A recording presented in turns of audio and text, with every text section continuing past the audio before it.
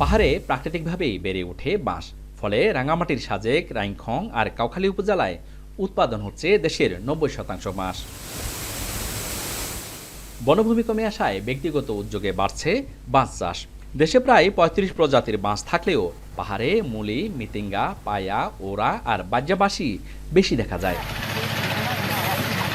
কাউখালী বাজারে সপ্তাহে ২ দিন নদীপথে বাঁশ আসে।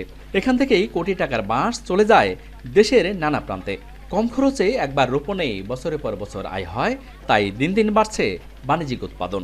আকার ও প্রজাতি ভেদে প্রতি বাঁশ বিক্রি হয় ১৫ থেকে ২০০ টাকায়। গেল ৩ অর্থ বছরে বাঁশের শুল্ক থেকে সরকারের রাজস্ব আয় হয়েছে ৫ কোটি টাকার বেশি। চিন মিন এগুলা দিয়ে মানুষ ঘর বাড়ি করতেছে, তাও তুলনামূলক বাঁশের এখন কাজ করতেছে না। সংসারে যা কিছু লাগে আপনার এই ছেলে মেয়ের পড়াশোনা খরচাও তো এখান থেকে দিতে হয় আর। বাঁশের এই প্রাচুর্যতার কারণেই ১৯৫৩ সালে কাপ্তাইয়ে গড়ে উঠেছিল এশিয়ার বৃহত্তম কাগজ কল কর্ণফুলী পেপার মিল। একসময় এই কারখানায় বিপুল বাঁশ ব্যবহার হলেও বহুদিন ধরে সেটিও বন্ধ। ফলে বাঁশের চাহিদা ও দাম দুটোই কমেছে। আমাদের পেপার মিলটা বন্ধ, সেই কারণে আমাদের বাঁশের সরবরাহ কমে গেছে। প্রতি পিস ১০০ টাকা করে বিক্রি করছি আমি। আগে তো এরকম বাস ৩০০ টাকা ধরে বিক্রি করতে হয়। এখন তো মোটামুটি দাম নাই, আগে আবার দাম ছিল, এখন দাম কম। বাঁশের নতুন নতুন পণ্য তৈরি করে এর দাম বহুগুণ বাড়ানো সম্ভব বলে মনে করেন স্থানীয় বিসিক কর্মকর্তা।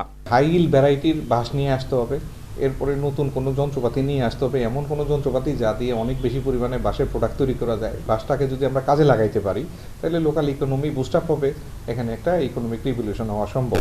এটা সরকারি প্রতিষ্ঠানগুলোর মাধ্যমে কোনো একটা প্রজেক্টের মাধ্যমে বাস্তবায়ন করা যেতে পারে। ১.৫ শতাব্দীরও বেশি সময় ধরে পাহাড়ের বাঁশ জাতীয় চাহিদা পূরণে ব্যাপক অবদান রাখছে।